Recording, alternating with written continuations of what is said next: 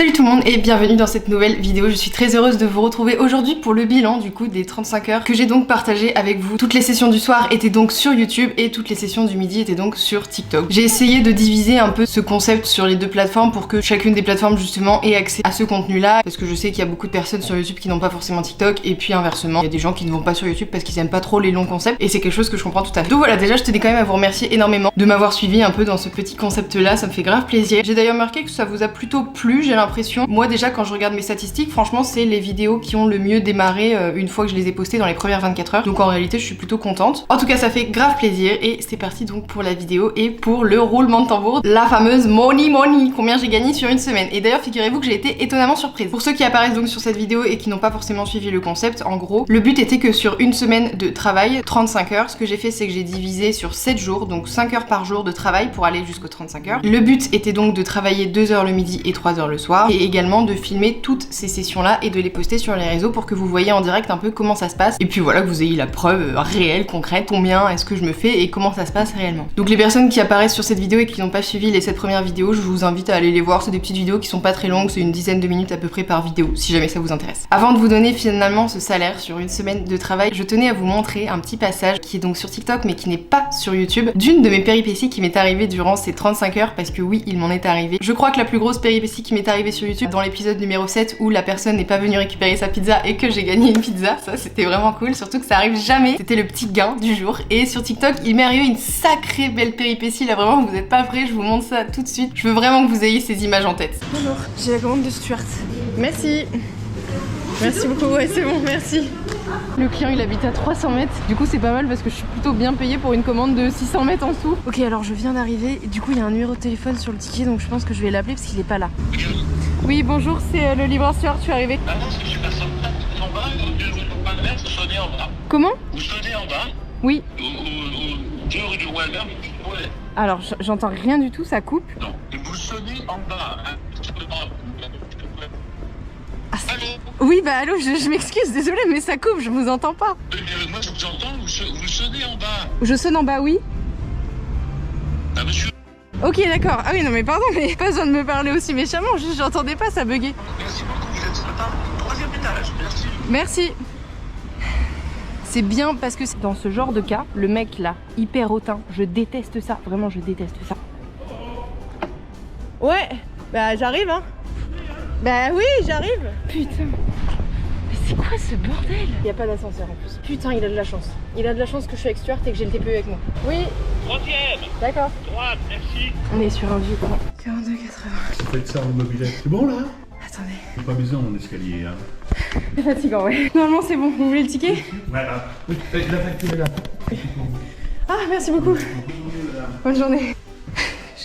Je sais pas trop ce que vous allez en penser. Forcément ça fait un petit moment que ça s'est passé donc j'ai pris du recul. En vrai j'ai pas été trop énervée. Le fait qu'il m'ait donné 3 € de pourboire, je vous avoue que ça m'a un peu induit en erreur et c'est horrible parce que ça fait un peu la sensation comme s'il m'avait acheté en mode s'il m'avait pas donné cet argent j'aurais été énervée alors que du coup je le suis un peu moins et c'est un peu cruel en réalité et malheureusement c'est comme ça que j'ai réagi. Mais voilà c'est le genre de péripétie qui peut arriver, bien évidemment c'est très rare et dans la majorité des cas les gens sont très gentils, enfin je veux dire c'est cordial. Bonjour, bon appétit, bonne soirée, au revoir, enfin vous le voyez dans la majorité des cas c'est comme ça que ça se passe mais c'est vrai que ça arrive que parfois des gens nous prennent un peu pour leur chien quoi. Et je tenais quand même à vous montrer ces images là avant de passer à la suite. Pour ne pas vous faire poireauter trop longtemps parce que je pense que ça doit être trop chiant de regarder une vidéo si genre elle le dit au bout de 20 minutes de vidéo, je vais vous dire les salaires donc maintenant. On va commencer par les pourboires. En termes de pourboires, j'en ai gagné plutôt pas mal sur 7 jours de travail. J'ai donc gagné 18 € et 14 centimes très précisément pour pas dire de bêtises. Sur ces 18 € et 14 centimes, il y a donc 13 € et 14 centimes que j'ai gagné via l'application et les 5 autres euros ce sont des pourboires qu'on m'a donné en main propre. Donc il y a une personne qui m'avait donné une pièce de 2 € et du coup bah cette fameuse personne que vous avez vu là dans la vidéo qui m'a donné une pièce de 2, une pièce de 1, donc 3 €. Bon bien sûr vous n'êtes pas censé savoir que les pourboires sont à déclarer, donc en fait sur ces 18 € et quelques je ne vais en réalité pas toucher 18 €, il faut enlever 21%, je sais pas trop combien ça fait mais peut-être que je dois être à 13 €. À ce niveau là ça fait énormément de débat, il y a énormément de gens qui vont me dire non faut pas déclarer ses pourboires et d'autres qui vont me dire oui. Tout l'argent qui tombe sur son compte bancaire il faut pouvoir le justifier et donc le déclarer malheureusement. Donc moi les pourboires qui tombent sur mon compte bancaire, donc ceux qu'on me donne via l'application, je les déclare. Bref du coup là c'est parti, je vais vous donner donc mes revenus sur une semaine jour après après jour pour ensuite faire le total. J'ai ma petite feuille récapitulative parce que je n'ai pas tous les chiffres en tête et j'ai envie de vous donner les chiffres exacts. Donc pour le premier jour, on est à 58,72 €. Comme je l'ai dit tout à l'heure, sachez bien que tous les revenus que je vais vous donner à la journée, ce sont des revenus que j'ai fait sur 5 heures. Le deuxième jour, on est à 63,14 €. Le troisième jour, on est à 61,16 €. Le quatrième jour, on est à 64,65 €. Et là, ça commence à dégringoler. Le cinquième jour, on est à 52,31 €. Le sixième jour, on est à 44,68 €. Et le septième jour, on est à 36,19 €. Ça a été plutôt régulier du lundi au jeudi, les 4 premiers jours. Et ensuite, les 3 derniers jours, vraiment, ça a été une dégringolade. Vraiment, c'est hallucinant la différence quand même. Parce qu'on passe sur des journées à en moyenne 60 € à une dernière journée qui est à un peu plus de 30 €. Vraiment, c'est ridicule. N'oubliez pas, bien entendu, que l'argent que je vous donne, il est brut. C'est l'argent que je touche via Uber Eats, que je touche sur mon compte bancaire une semaine après avoir travaillé, puisque on touche l'argent de façon hebdomadaire. Il faut savoir que moi, donc, à la fin du mois, je déclare tout cet argent-là. Et donc, j'ai 21% à redonner à l'URSSAF. On est sur une semaine à 380,85 €. Franchement, ça va, parce que au vu des 3 derniers jours où j'ai travaillé, vraiment, je me suis dit, mais là, ça va être une catastrophe brute. Je pensais faire limite 300 €, alors que de base, j'avais comme objectif de faire minimum 400 €. Malheureusement, si j'avais fait les 3 derniers jours comme les 4 premiers, franchement, j'aurais pu être aux 500 € limite en réalité sur la semaine, mais malheureusement, ça n'a pas été possible. On est donc à un salaire net sur 35 heures de 307 €. Ça, c'est réellement ce que je vais toucher et ce que je vais gagner comme bénéfice. Ce qui équivaut donc à 8,7 € de l'heure net et 10,85 € brut de l'heure. Alors, il me semble qu'on n'est pas très loin du revenu d'un salarié, si ce n'est au-dessus. Attendez, je vais vérifier immédiatement parce que j'ai oublié de le vérifier. Ah, on est un peu en dessous, pardon, excusez-moi, on est un peu en dessous. Le SMIC horaire net, il est de 9,12 € de l'heure et de 11,52 € brut de l'heure. On est à peu près à 50 centimes en dessous. Comme d'habitude, forcément, c'est aléatoire. Ce revenu que je me suis fait cette semaine-là, ce sera absolument pas le même que celui que je vais me faire la semaine prochaine, parce que ça se trouve la semaine prochaine, ça va absolument pas marcher de la semaine, ou à l'inverse, ça va marcher toute la semaine. Vous commencez à connaître à force si vous regardez toutes mes vidéos, c'est très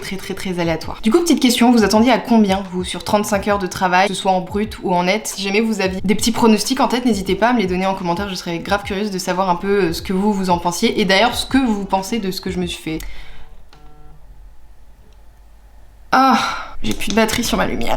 Alors excusez-moi, j'ai eu un problème et de batterie, je viens de la changer, et de batterie de ma LED, donc je vais la rallumer immédiatement en la chargeant. Je suis horrible. J'étais persuadée qu'elle était chargée.